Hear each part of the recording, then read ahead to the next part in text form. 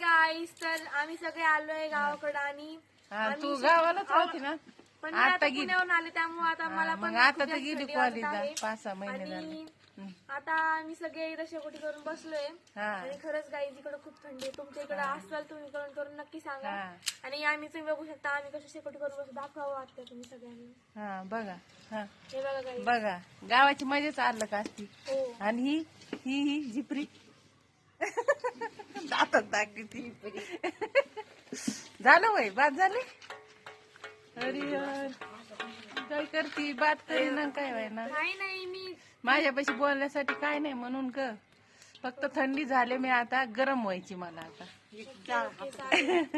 तर गाईज आम्ही सगळे गरम होतो थंड झालो तर तुम्ही पण या गार व्हा म्हणजे गरम व्हा. गार झाला असेल तर आम्हाला जॉईन व्हा किंवा तुम्ही तिकडे जॉईन करा.